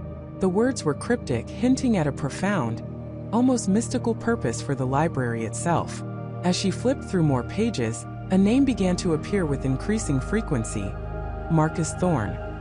He was clearly the author, the originalum, and the entries, as she began to piece them together, depicted a chilling narrative. Marcus Thorne was not just a librarian. He was a guardian of something far older and more powerful than she could have imagined. He wrote of a living narrative, a tapestry of possibility, that the library was built upon, a nexus where stories not only resided but manifested. And the book, her book, was not just a conduit. It was the heart of this nexus, a tool meant to maintain balance, to ensure the narrative flowed as it should, preventing chaos. But Marcus's later entries grew darker, more frantic. He wrote of a corruption, A shadow that sought to hijack the tapestry, to twist the stories, to bend reality to its own malevolent will. He had tried to fight it, to contain it, to keep the book safe from its influence.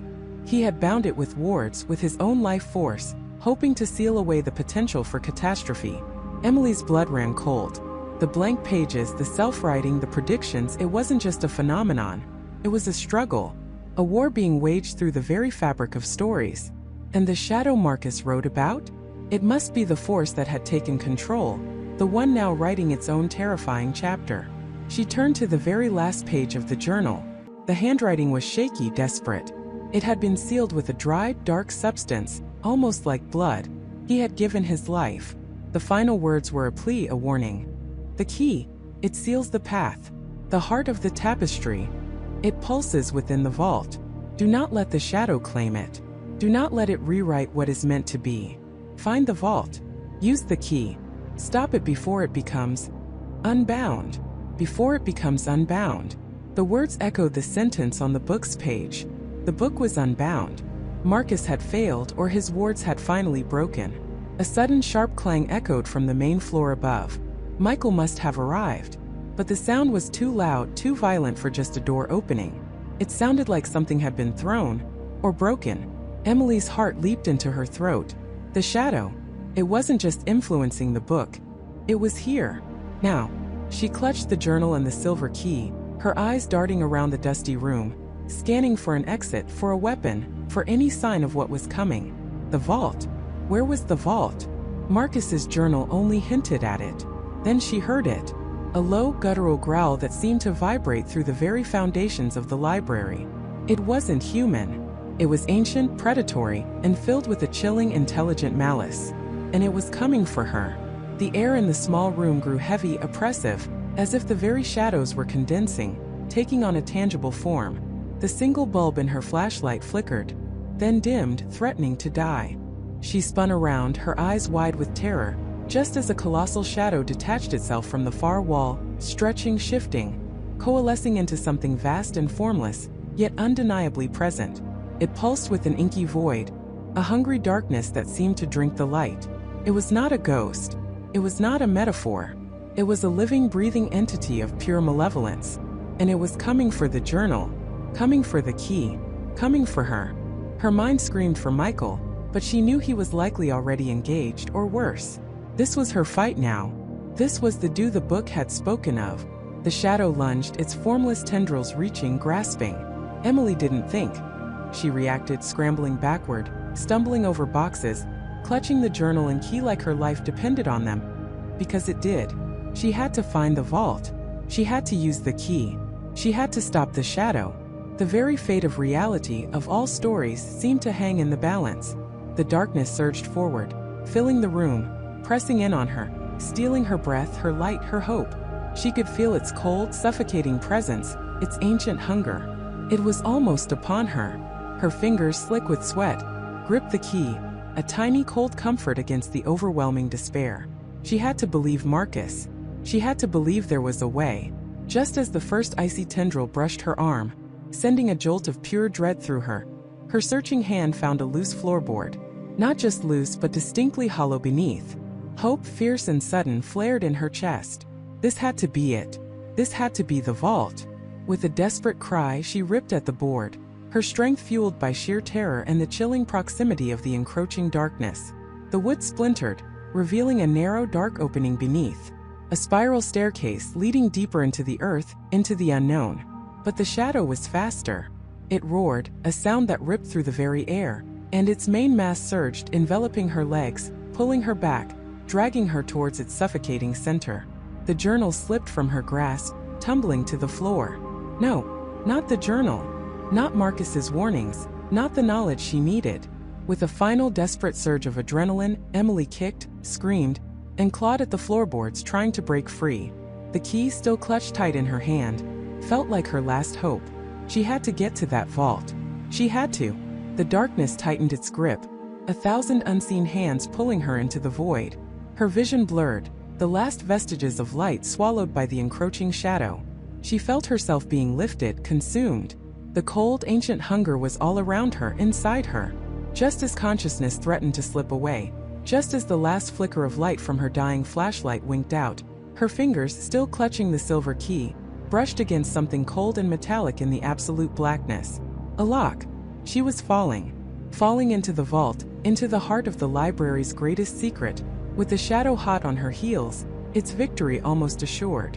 And only a single tarnished silver key stood between it and the complete corruption of all stories. The air thickened around Jessica as she plummeted, the dizzying rush of wind replaced by a heavy, oppressive silence. The darkness wasn't absolute. It was a swirling vortex of ink and fragmented words, like a million unfinished sentences tumbling past her. She felt the chill of untold stories, the phantom touch of forgotten dreams. Her heart hammered against her ribs, a frantic drumbeat against the encroaching void. Above her the shadow followed, a gaping maw of nothingness, its presence growing heavier, more defined, as if this descent into the library's deepest secret was fueling its very being. Then, with a jarring suddenness that stole her breath, the fall ceased. She landed, not on solid ground, but on a surface that yielded slightly like ancient, tightly woven parchment. The world righted itself, revealing a scene that defied all logic and understanding. She was in a vast chamber, not made of stone or brick but of light. Luminescent walls stretched impossibly high, composed of countless shimmering pages, each one faintly glowing with an internal script that pulsed and shifted, a silent symphony of potential narratives. The air hummed with a low, resonant thrum, a sound that vibrated not in her ears, but in her very bones. This was the vault. This was where stories were born or perhaps unmade. In the absolute center of this impossible space, suspended without visible support, was the book. It wasn't bound in leather or cloth. It was a swirling vortex of pure, unblemished white light, coalescing into the shape of an open tome. Its pages were utterly blank, yet they radiated an energy so profound, so limitless, that it took Jessica's breath away. This was it, the book that hasn't been written yet, the primal narrative, the source code of all imagination. The shadow solidified behind her, no longer a formless entity but a towering skeletal figure woven from strands of despair and forgotten words. Its eyes, if they could be called eyes, were twin abysses, burning with an ancient hunger. It let out a guttural hiss, a sound that seemed to scrape against the very fabric of reality. Finally, a voice slithered into her mind, cold and sharp as splintered ice. The heart of it all.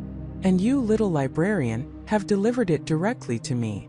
Jessica gripped the tarnished silver key in her hand, its cold metal a grounding presence amidst the overwhelming power of the vault. She knew with a certainty that transcended logic, that this key was her only defense, her only hope. But what did it unlock? There was no lock on the shimmering book, no obvious mechanism. The shadow lunged, not for her but for the book. Its shadowy tendrils, like grasping claws of night, stretched towards the luminous pages, intent on defiling them, on etching its own dark, corrupting narrative onto the pristine canvas of creation. Jessica reacted on instinct, throwing herself forward. She didn't know what to do, but she knew she couldn't let it touch the book. As her hand, still clutching the key, brushed against the shimmering aura of the unwritten pages, a jolt coursed through her, a revelation that exploded in her mind with blinding clarity. The key wasn't for a lock. It was a conduit. Connection. It wasn't meant to open the book, but to activate it. To activate her. The library wasn't just a repository of stories. It was a living entity, a vast, ancient consciousness dedicated to the preservation and creation of narratives. And the book that hasn't been written yet was its core, its future, its potential. Every story ever conceived, every character, every plot twist, every whispered idea, resonated within these walls, waiting for its moment to be born. The shadow wasn't just trying to corrupt a story. It was trying to corrupt the source of all stories, to poison the wellspring of imagination itself, turning every future narrative into a twisted reflection of its own despair. And the tarnished silver key? It was the key of the custodians. Not just librarians, but guardians, keepers of the flame of creativity. It was passed down through generations, dormant until a true threat emerged, dormant until a custodian worthy of its power could wield it. And Jessica, by her unwavering dedication, her fierce protection of narratives, her very essence as a storyteller, had become that custodian. The shadow's tendrils were almost upon the book, blackening the edges of its pure light. Time seemed to stretch agonizingly. Jessica knew what she had to do, With a cry that tore from her very soul, a cry born of courage and conviction, she pressed the tarnished silver key against the radiant blank pages. A blinding flash erupted, not outward but inward, consuming the key in Jessica's hand in a surge of pure white light. The light didn't burn, it wrote. It coursed through her veins, igniting every fiber of her being with a power she had never known. Her mind became a conduit connected directly to the book, to the library, to the collective consciousness of all stories. She felt the weight of every tale, the joy of every happy ending, the sorrow of every tragedy, the thrill of every adventure. It was overwhelming, exhilarating, terrifying. The shadow recoiled with a shriek of pure agony, its tendrils sizzling as the light from the book pushed back against its encroaching darkness. "No!" the guttural voice roared. "You cannot! The custodians are gone. The lineage broken. You are nothing." But Jessica wasn't nothing. She was everything. She was the librarian. She was the custodian. And for the first time she understood the true power of stories. They weren't just words on a page. They were worlds, they were lives, they were hope. As the light pulsed from the book, channeled through her, she saw visions. Not just of the library, but of countless other libraries, ancient and modern, terrestrial and otherworldly, all connected by invisible threads to this central nexus. She saw people reading, writing, dreaming, creating. She saw the vibrant tapestry of human imagination, constantly weaving new patterns, new narratives. And she saw the shadow, a persistent, parasitic force that had always sought to unravel that tapestry, to sow discord and despair, to silence the voices of creation. The shadow, now momentarily repelled, began to gather its strength, its form expanding, becoming a swirling vortex of negativity, intent on overwhelming the light with sheer, crushing despair. It knew it had to extinguish this newfound power, this awakening, before it was too late. It lunged again, a monstrous wave of pure void, aiming to consume both Jessica and the book. But Jessica was no longer just Jessica. She was an extension of the library's will, a living embodiment of its purpose. With the key now fully integrated into her being, a part of her, she felt a surge of ancient power flow through her. The blank pages of the book began to shimmer even brighter, and for a fleeting moment, she saw faint, nascent words coalesce on their surface. Not words she was consciously writing, but words that were meant to be there, stories taking their first breath. The shadow collided with the radiant field emanating from Jessica and the book. It wasn't a physical impact, but a clash of cosmic forces, of creation against destruction, of light against void. The vault trembled, the shimmering page walls rippled like water. Jessica gritted her teeth, channeling every ounce of her will, every memory of every story she had ever loved, into pushing back. The shadow's form began to crackle, sparks of pure darkness flying off it as it struggled against the raw, unadulterated power of creation. It roared, a sound of frustrated fury and absolute hatred. "This is not over!" it shrieked, its voice echoing, distorted, as if being torn apart by the very stories it sought to destroy. "The emptiness will prevail. All words will fade. All meaning will die." But Jessica, standing firm, surrounded by the blinding light of the book, knew that was a lie. Her eyes, now glowing with an inner luminescence, met the shadow's abyssal gaze. The battle was far from over. The shadow was wounded, temporarily repelled but not defeated. It was a force of entropy, a constant threat to the order and beauty of creation. It would always return. However, something fundamental had shifted. The book was active. The custodian was awakened. And the first faint whispers of its story, the story of the library, the story of humanity's endless imagination, were beginning to form on its pristine pages. The shadow, sensing a shift it could not immediately overcome, began to recede, its monstrous form retracting, dissolving back into the swirling ink and forgotten words that formed the vault's periphery. It wasn't a retreat of defeat, but a tactical withdrawal, a promise of future confrontation. As the shadow's presence diminished, the blinding light softened, though the book continued to glow with an inner radiance. Jessica felt the key, no longer a separate object, but a part of her essence, a warm thrumming in her hand.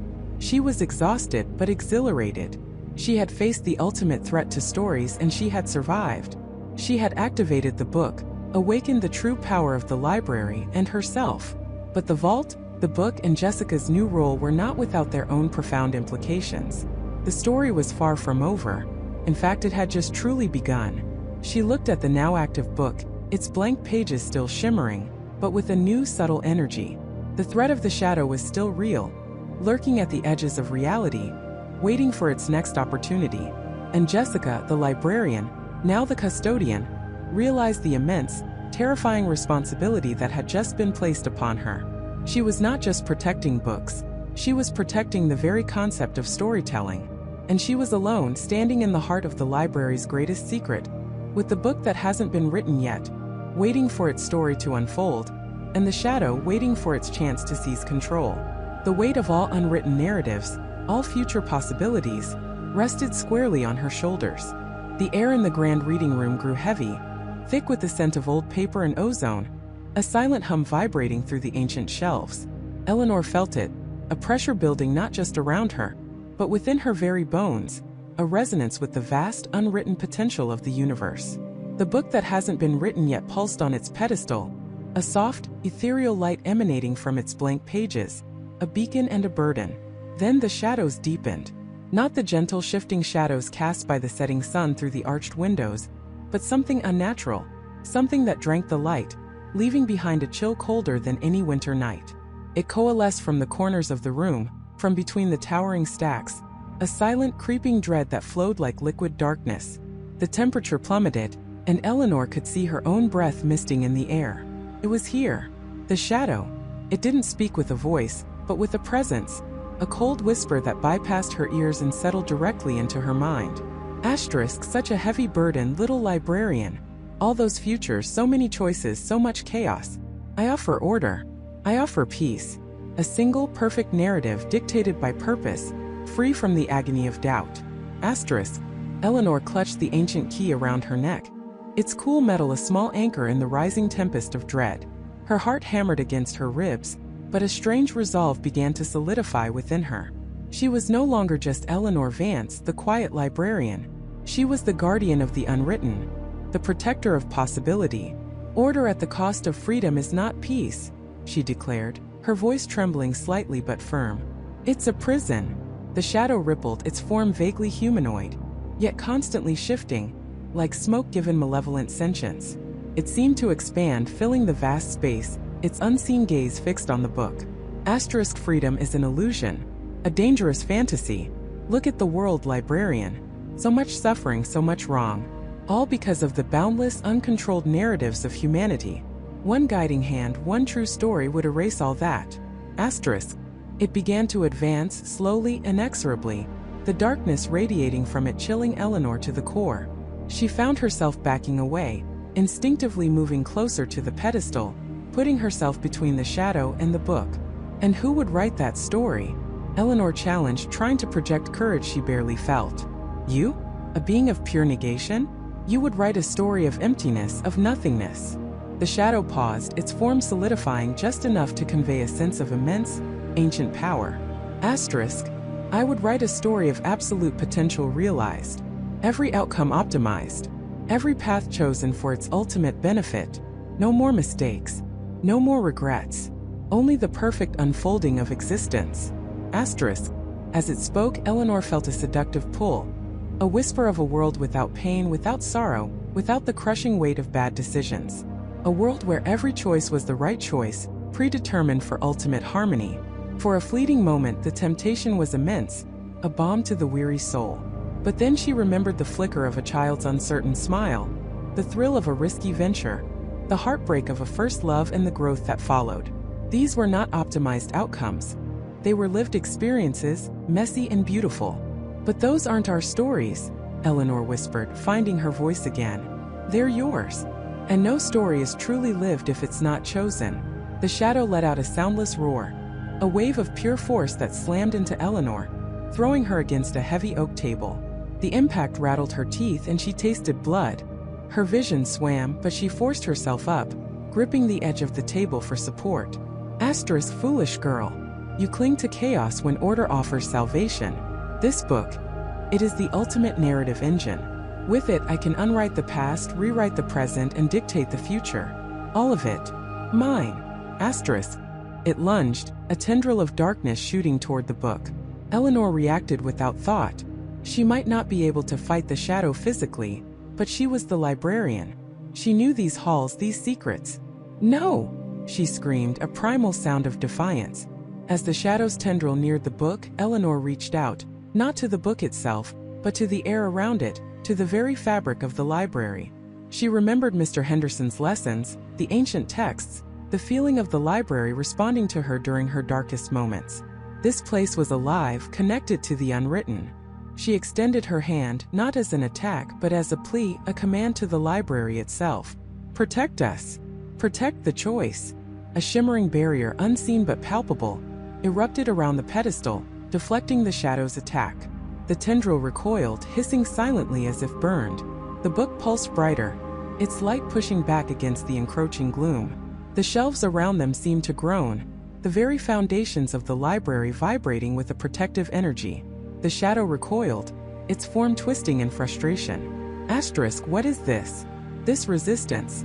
It is not yours alone. Asterisk. It's the library, Eleanor gasped, feeling a surge of power course through her. Not her own but borrowed, amplified. It defends the stories it holds, and the stories yet to be told. The shadow didn't retreat, it regrouped, its form condensing into a denser, more menacing shape. It understood that direct force against the library's will was failing. Changed tactics. Asterisk, very well, little librarian. You wish for freedom? You wish for choice? Then let us see what you choose. The book has chosen you. Its first words are yours to write. Write the story, Eleanor Vance. Write the first chapter of the universe. What will it be? A world of endless strife? A world where your loved ones suffer? Or will you choose to surrender its power to me, and let me guide it to peace? Asterisk. The temptation returned, stronger now, insidious. The shadow wasn't trying to steal the book directly anymore. It was trying to force her to make a choice that would doom it. If she wrote anything at all, she was imposing her will, just as the shadow wished to impose its own. But if she refused, the shadow would claim her inaction as surrender. Eleanor looked at the book, its blank pages shimmering, reflecting the desperate light of the library. The weight of all futures, all possibilities pressed down on her. To write was to limit.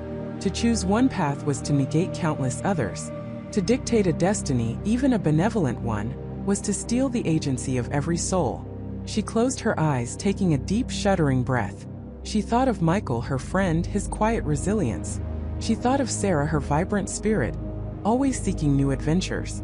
She thought of Mr. Henderson, his wisdom, his belief in the inherent value of every individual's journey. The book wasn't meant to be written by anyone. It was meant to remain unwritten. It was the embodiment of pure potential, the promise that every dawn brought a new chance to choose, to create, to live their own story. Its power wasn't in its words, but in their absence. Eleanor opened her eyes, a fierce, unwavering determination burning within them. She looked at the shadow, its malevolent form still trying to project its will onto her. You misunderstand the book, she said, her voice clear and strong now, without a trace of fear. Its power isn't in being written. Its power is in remaining blank, in holding all possibilities, not just one. It's the canvas, not the masterpiece. It's the freedom to begin again, every single moment. She reached out, not to write, but to touch the blank page, a gesture of reverence, of guardianship. And my choice, she continued, her gaze locking onto the shadow.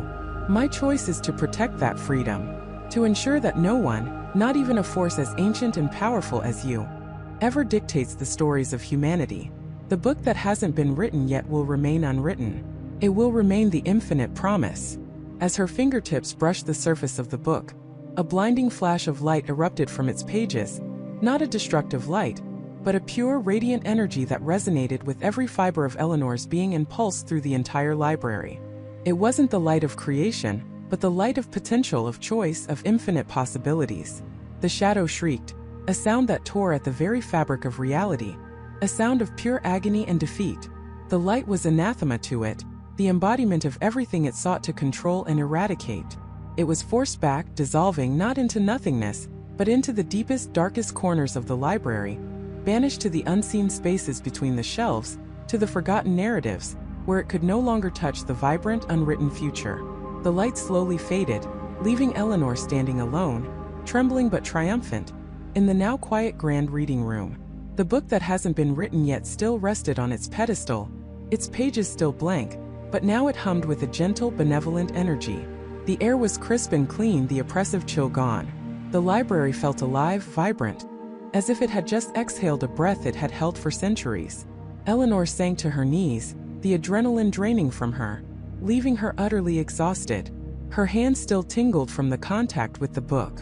She had faced the ultimate threat to free will, and she had won. Not by fighting with force, but by understanding, by protecting the very essence of what it meant to be human. The right to choose, to err, to grow, to write one's own story. She was still a librarian, yes, but her world had expanded beyond the Dewey Decimal System. She was a guardian, a silent sentinel for the infinite narratives that pulsed just beyond the veil of the written word. The book remained, a constant reminder of the profound responsibility she now carried. It was a promise to every person, a testament to the boundless potential of an unwritten future. The shadow was gone for now, but Eleanor knew that such forces never truly vanished. They merely retreated, waiting for another moment of weakness, another opportunity to try and impose their singular, suffocating vision. She would be ready. She would continue to learn, to protect, to understand. As the first rays of dawn pierced through the high-arched windows, illuminating the dust motes dancing in the air, Eleanor rose.